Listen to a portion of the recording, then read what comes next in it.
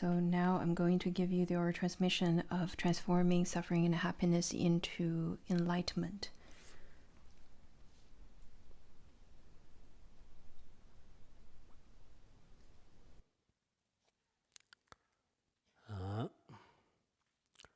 Tertir blov janvi jidn jamba kog yangwa zhugna deva kong hwawa chula varchit me par tiengen tamche hwadang trashi ji chukzang charwar tagdib devi rjin tsambaram jongte nigmi tisi lamjabna kochan dartawa metam marung di tse zeri dungar mepi wangar dungar gjan namjang gamag malak cha longwar tawaran zhor mazat nat sogjang parchir rangloksan zhorte ngunji tamba ngunji tambe kanglagang magawa tang yidme dewa mafshibi sim manchigba de manchigbe rlong manchig de wanga likim jongwa janyang manchig di yang sim manchigba la sokba devin korlo korbar songba tang rtawong garma chanla shar nam alag ni partarda jigbi ramjin chanla njer nam di alag zar lajan ngang tambar nam tabrak kawrak songba la sokbe shibir shawo Tertirim kebanır girdik tamcı semla rıgli birim toğni deskit semgi tanen sordi ştikir gesog rangla sanve şirurla rıg malisyan semçindan semçin mayin bir nopa kınki kyam zırı mebadan çıvı tseyang jisi mjangwa la soba yende tir tagdı çıvi tseyang jisim mjangwa yende tir tagdı rangwan toba yino şangçıv senhua çu tamcı deve nombi tangin zan yangdır tavr rıba yino Lunbonu deshti shururgi yerlin sorda rene jikte denir kit chechong gang jibkyang denir kit delar kit chechong gang jibkyang mo wang malak joto shanglak zerwar tarda songne marle badang manzon badang tsut matigba lasok ba togda mankyur akona manjang jarkin lasok gi no pi lagdam chedi shnyen dog jongz rekyang pjarni rowe Sharuk kırşık ve çıtsın suyan rengı var mugun gomaqçı bartardı yettandı marunga şartık zape la govgerin nyomo randık rengı randıngırva jigle mette onabyak çingdi onabyak çigla çırvı nyangtım yeno lamcı bu kavşekir dingır tangdı lenlikda jipşi soğle şapı nad don lamkirgi mangı janya mangda yodun Ndarır dыңır tanglin şikip zan pagba jiwaladan di jimjam kebi yonlap tenne kob devir şado nibam tabji kengo sogi rigbim chirgi stengin dыңır taja dedaka mangzam ya marni pegnelik tongwan lam chogdu jevr yetjang dev jagjan tele langwana ya ngar jikchagdan jimba la sogba kedi ki longur dыңırın charlik tar mayimbar mangzamgi Kusukdu tabi zirgi numara şartı debir mavcudu.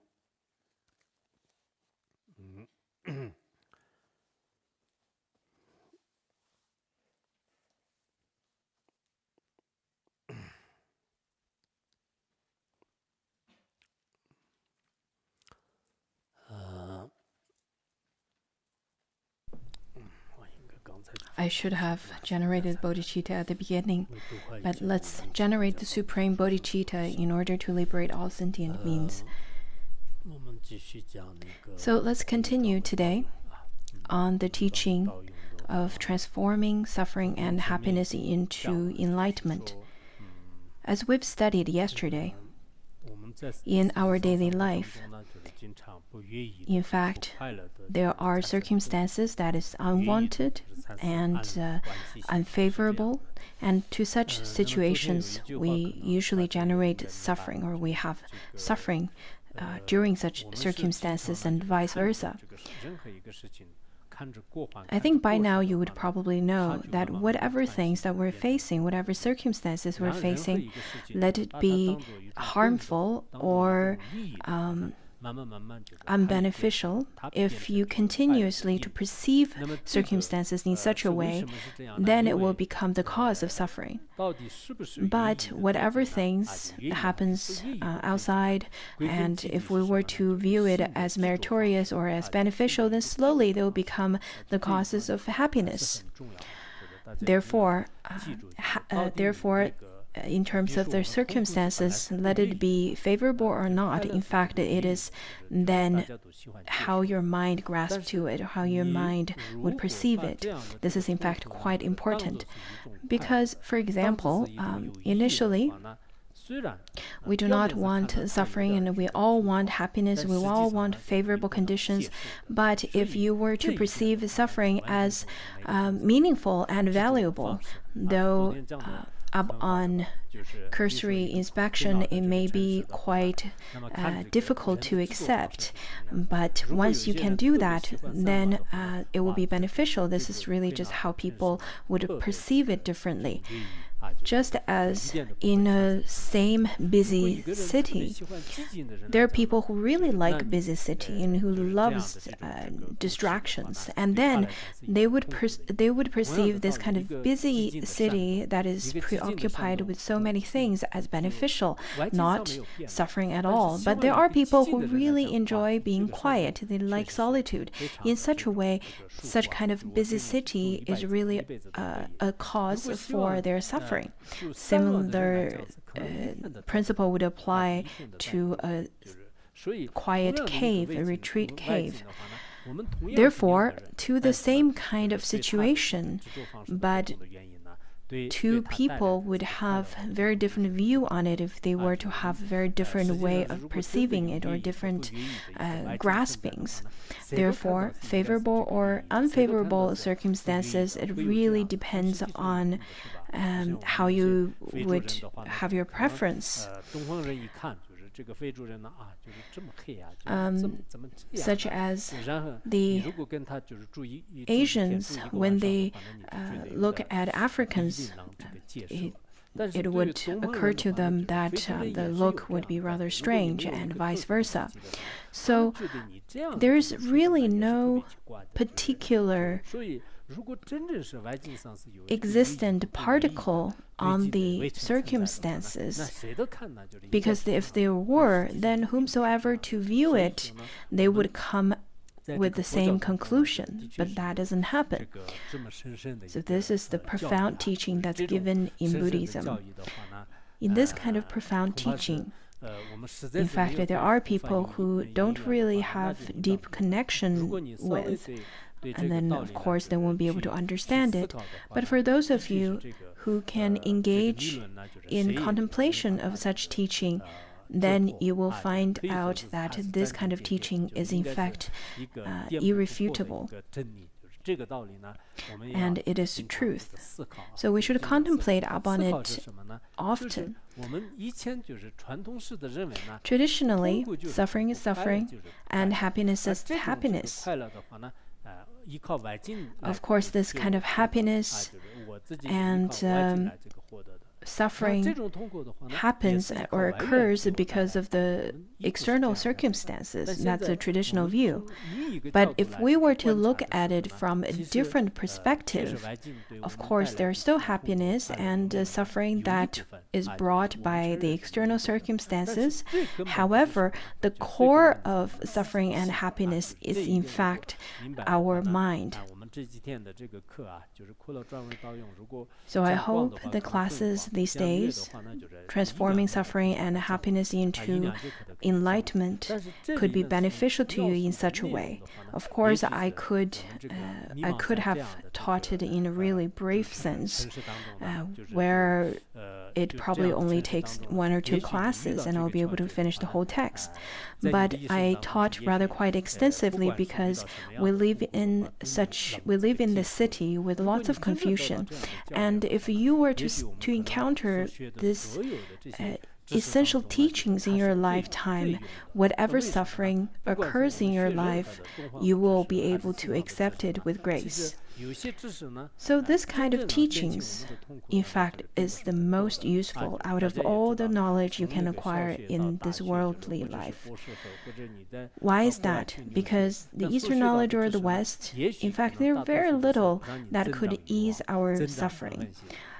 all the way from elementary school to university or to a doctorate study, or maybe you go abroad to study and so on. All the knowledge you acquire, in fact, lots of them are the basis or are the foundation for you to grow desire, hatred, and ignorance. In such a way, all the knowledge not only bring you happiness. In fact, it not only will not bring you happiness, it will bring you suffering. So in such a way, are those knowledge valuable?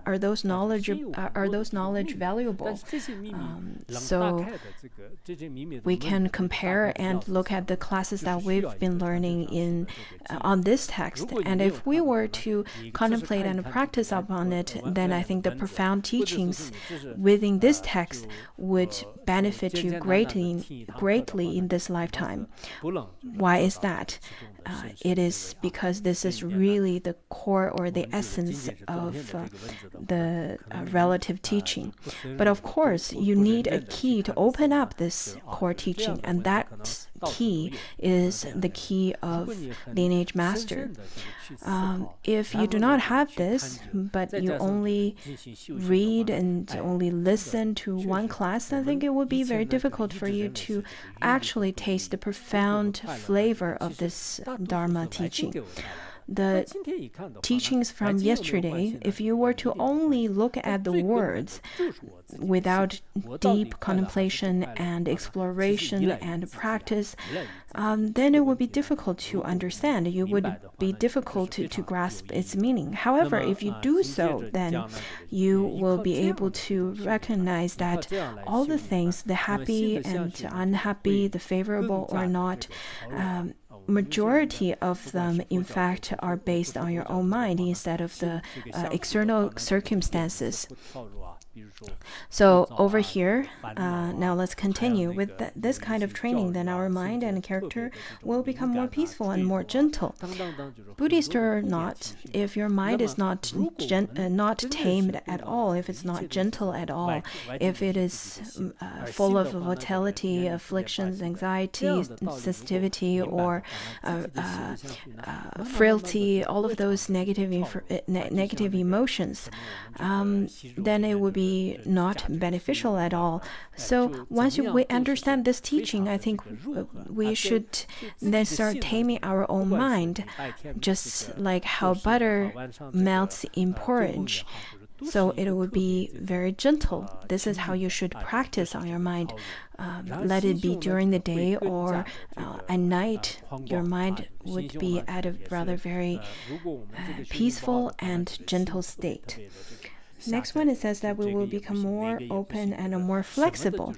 If we don't have a good practice, if our mind is rather very narrow, then we are not really in peace with this nor with that. We cannot really accept anything that happens in our life.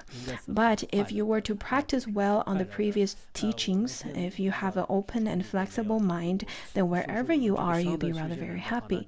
I think the other day I said that the practitioners of the great capacity, they would view the cities, the bustling cities, and the quiet retreatant all as his opportunity of practices, are all of his practice centers, practice places. But practitioners of medium capacity, they can only practice in solitude. And practitioners of the lowest capacity, they would view nowhere as their practice place. Everywhere could bring irritation. Just as stated in the Sakya's aphorism, it says that the fine steed is tame even in bustling cities, but the tigers are still quite tough and quite irritable even in quiet mountains. Just like practitioner, doesn't matter how long you stayed in certain quiet places, if you don't practice on your mind, if your mind is not tamed, you will still come out and maybe bit people. There's a Japanese Zen master, his name is Zushu Soseki. He said that if there are afflictions in your own if you if you have afflictions in your own eyes and mind, then you would view the 3,000-fold world being very narrow and congested. But if your mind is clear and spacious, and there's no affliction within, then even a mattress, a place that is as big as a mattress is already spacious enough. So if you have nothing that's burdening your mind, then that is really the best time and best season in human world.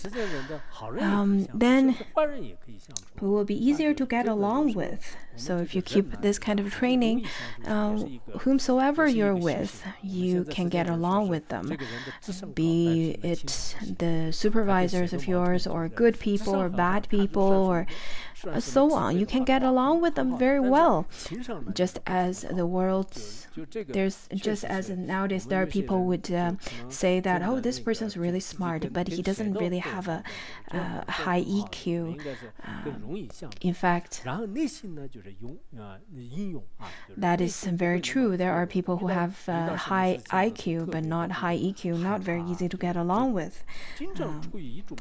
Then we will be courageous and confident. For a good practitioner, in fact, their mind is not so frail. They won't feel so scared whenever things happen. There are practitioners who, in fact, are quite courageous. If they were to practice upon this teaching, whatever things they face, they can face it with ease. I think there's definitely a big difference between the ones who practice and who don't. Once I was talking to some volunteers, some staff member, and some of them you can definitely see that they're very skittish. They get scared very easily. They would look here and there. I don't know. They look really like some wild animals eating grass and being very much on guard. So living in this world, in fact, we're not really during war right now. There's really nothing to get scared of. Don't be so insecure at all times. Whatever things you encounter, your mind should be at ease and be brave. Whatever happens, you will be able to face it with a sense of confidence and stability.